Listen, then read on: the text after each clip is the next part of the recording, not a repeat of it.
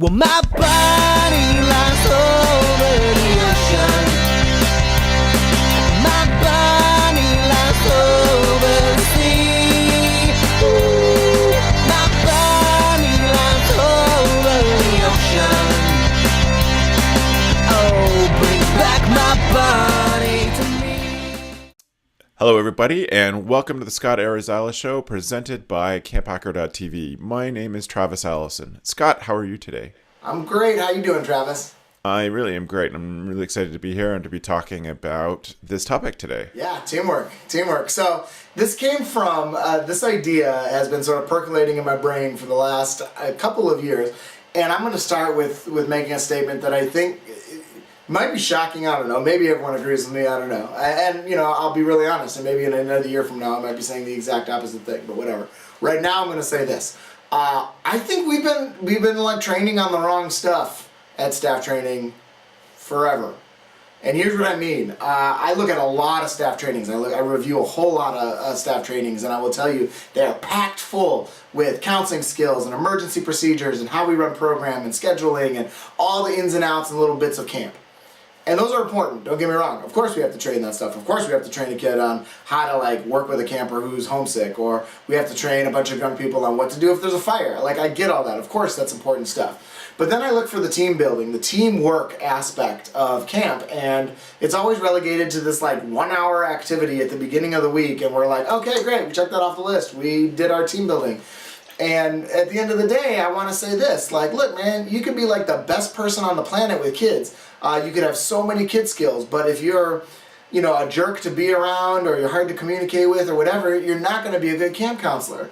And, so I really want to talk about teamwork and team building and team play and all those kind of team things as how we do camp, not just as an activity. Right. And Scott, we had a counselor when we were directing who had been a good counselor and had gone away for a couple of years and just had come back as a final hurrah and said, I want to come back and I just want to leave it on the field. And this counselor makes me think of this topic every time, because his whole goal was to make his kids think that he was amazing. And he did fantastic stuff with them.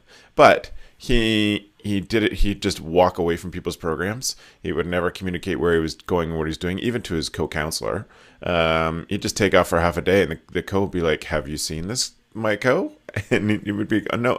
And so we talked to him. He's like, "But I'm doing awesome stuff with my kids." We're like, "I get that, and that's good. They will definitely have a memorable camp experience, but that's not the whole package, and it's not what the lesson that we're trying to teach our kids at camp." Exactly. I mean, camp's a team sport, man. When I've been doing this particular session the last year or two, and I start talking about the 2004 U.S. Olympic basketball team. This is by any stretch an amazing team. I mean, LeBron James, Carmelo Anthony, Allen Iverson was on that team, Tim Duncan. I mean, some of the best, the biggest all-stars in the NBA were on that team. They were coached by arguably the best coach in basketball, Larry Brown. And what's fascinating about this 2014 is they not only didn't win the gold, they won the bronze, I think, that year, but they actually not only lost more games that year than any other team, they actually lost more games than than all the other U.S. Olympic basketball teams put together. And what it's fascinating to me, why this is a team of unbelievable all-stars, and it's at the end of the day, it's because it doesn't matter how good the individual players are. It matters how the team functions. Check out Cleveland Cavaliers from whatever it was, 2001 to 2013, or whenever LeBron took off. I mean, I don't care how good LeBron James is, can't win a championship by yourself. The same goes for camp. It doesn't matter. I mean, it matters. Don't get me wrong. I don't want to sound crass about this. It matters that our young people have skills. Have the skills like the counselor you were just talking about. It's important that they know how camp works. What's more important is how they do all those things together. And really, how they do all those things together comes down to a sort of one essential sort of key piece when it comes to teamwork and team building and all that kind of stuff. And in my opinion, it's communication. It's how we're talking to each other, how we're sort of updating each other, how we're dealing with conflict between each other, how we're dealing with conflict between kids, and it's me and one or two or three other adults trying to manage these kids. All that kind of stuff comes down to, again, this sort of simple idea, complicated issue of communication. Awesome. So we have our bad example. What are the good examples? How do we do it right? How do we do it right? Now, again, I started by saying something that might be a little controversial. I'm going to say another sort of maybe controversial thing right now, in that, so as youth development professionals, particularly camp people, we've been kind of hard on social media for the last 5 or even 10 years, I guess. We've been really apt to move into this space of, no, at camp we do things different, we really connect with people, that's all just sort of surface stuff, and we've been quick to sort of dismiss it as sort of contemporary and thing, you know, and I don't know, there's just a general negativity about it. And don't get me wrong, I'm not going to sit here and advocate, well, we need to have Facebook at camp and we should let all of our staff use their phones and all that. Nah, I don't agree with any of that. I like the fact that almost every camp, most camps, not all, but most camps are technology-free zones. We're actually having real conversations one-on-one with people, all that kind of stuff. What I do want us to start doing is, instead of swimming upstream so much, I want us to really look at what advantages and what great ideas come out of things like Facebook and texting and Twitter that we could actually apply to camp. Because at the end of the day, right, like I want my staff to talk to each other like they're using their phones. Right? I don't want them to use their phones, but I want them to talk to each other that way. And if you really think about it, let's break down what that actually means. Like, if you look at Facebook, one of the things that I love about Facebook and the new timeline piece, even though it's like, yeah, it's a little bit weird with the columns and whatever, but after you sort of get used to it, there's like, there's an organization to the communication that is inherent in like what you see on Facebook, right? It's this sort of linear look, and you can dig down into people's timelines and go to last month, 6 months ago, last year, 3 years ago, and see the evolution, right? And I think there's something really fascinating about that I want to sort of I want to appreciate about communication, and I want us to do more at camp. There's also an independence about Facebook and the way that we communicate through Facebook that I think is brilliant, right? And I really want my staff to do this. You know, Facebook, you get on there, and it can be very sort of soapbox-ish at times. It can be pretty one direction if you really think about it, right? Like, I'm going to say this thing. I'm going to say I really like this article. I'm going to tell everybody how my yoga class was. I'm going to shamelessly plug my new book or my new thing that I'm doing, whatever, right? It's just like this way for me to announce to the world what's going on. So in that way, it's fairly independent because I'm not counting on some sort of interaction there. When I do get interaction, I love it. When somebody comments and when somebody likes and all that kind of stuff, I love it. I mean, you know, I'm not ashamed to admit it that I'll post a picture of my kids and I'll go back 3, 4, 5 times over the next couple hours to see how many people liked it or whatever. Why? Because that's the interaction piece of that communication. But if we can look at Facebook like that and think to ourselves, what can we learn about it? And what can we sort of not only hope for, but then teach our young people to do, it would be those two things. They would be like understanding the sort of history. Walk through with your staff. Don't count on the 1 hour at the beginning of staff training to learn about each other or learn about each other's work styles. Ask about each other. Find out about each other. You know, talk about, you know, the unit or the age group you worked with last year. If you're a new staff member to camp, ask about different things that they've done with kids in different spaces to sort of learn about that, learn about their history, because that is going to inform how we're moving forward. Better yet, when it comes to communication, remember things that happened yesterday, 2 days ago at the beginning of the summer. There's not one thing that you can do to impress somebody more than to remember something they said to you yesterday or the day before and to bring it back up. That is such an impressive feeling because people feel really cared about. You actually thought about something that I said, right? And then this independence piece. I really want to teach our staff, our young people, to just constantly be putting it out there, constantly talking about what's going on with our kids. Who really enjoyed the activity? Who didn't so much? who kind of popped out of bed this morning, who seems like they're a little bit slower this morning, who is like raring to go for the afternoon activity, who thinks it's going to totally suck and whatever. What's going on with the other staff? Who's not feeling well? Who's feeling run down? Post all this stuff. Keep it going. Keep posting it. And when it's important, it's going to get reposted by all of your co-counselors. So I get that, and I agree. You should be communicating that stuff regularly in thinking about the small stuff. And so much of what we've talked about on the show, Scott, is about being intentional and being thoughtful at every moment in how we're dealing with all these stuff. Can you explain just a little bit further on what you mean by independent?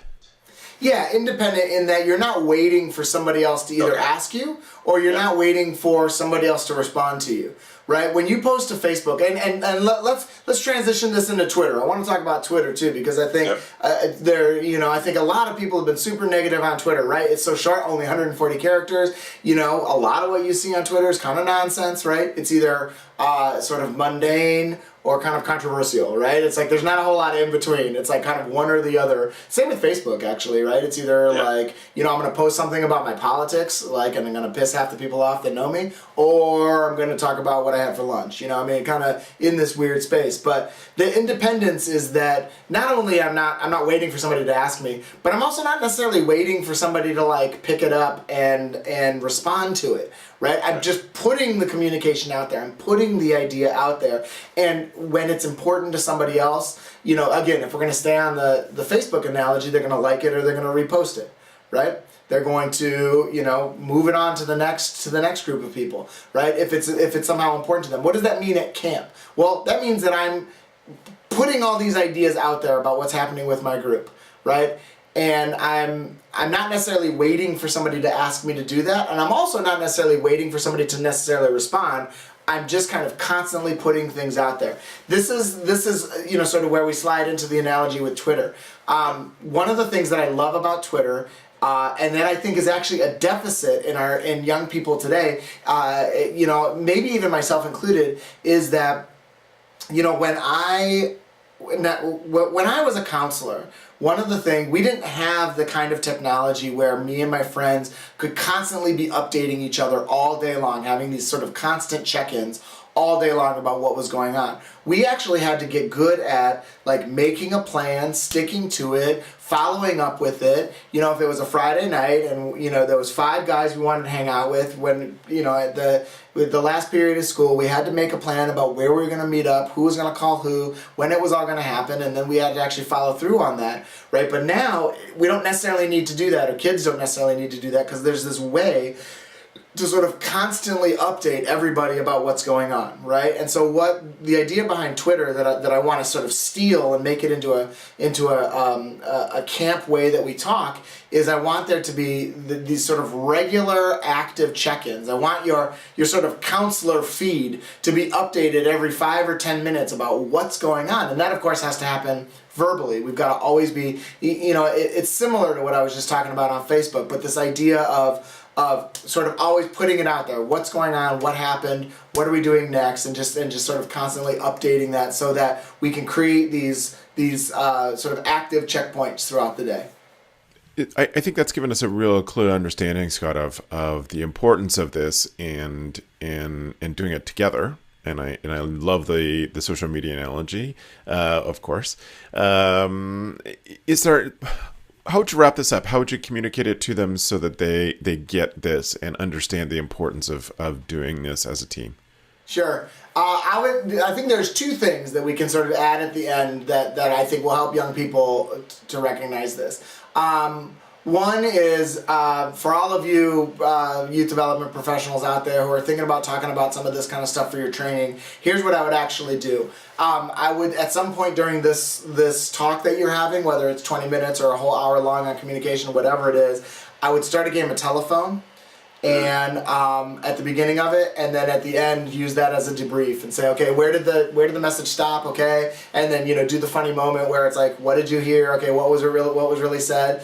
And use that as a debrief, right? Because what happens at the end of a game of telephone, right? It's like, unintelligible, it's messy, it's complicated. It's, the message gets all screwed up. And using that as this way of like indirect communication, when we are just passing things from one person to the next, when we're not really clear about what we're trying to say, when we don't over-communicate things, when we don't sort of keep putting it out there and keep talking about it, when we're not sort of clear about what it is that we want, which is, again, if you use the social media, analogies, it's like we want kind of constant posts about what's going on, or we want this sort of independence in the way that we're putting things out there, so on and so forth. If we don't do that, communication can get real messy, communication can get really complicated, and often the person right next to you didn't hear the same thing that you did. And that's what we want to try to avoid as we're working together. There's a need and an urgency in the things that we're communicating.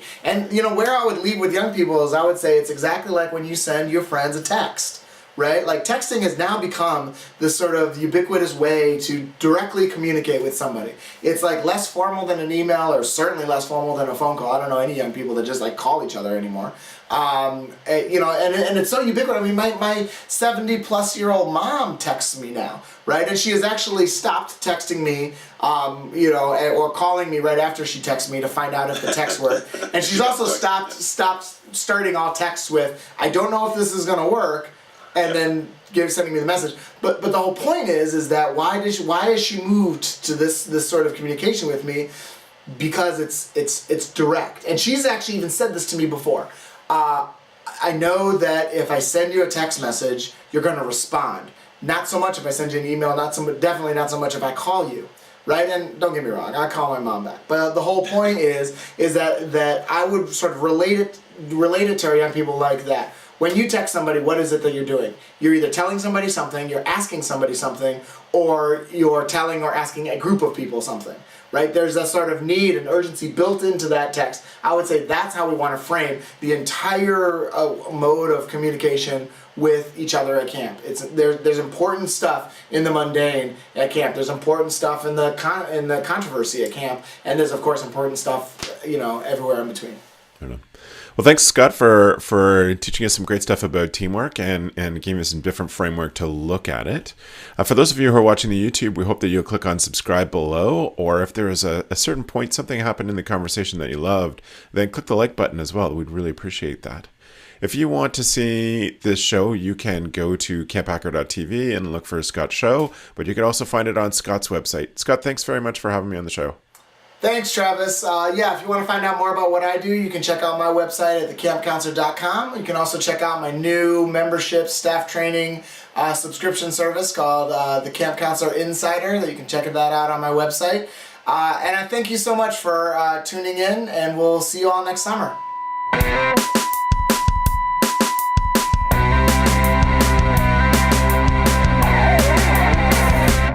Well, my body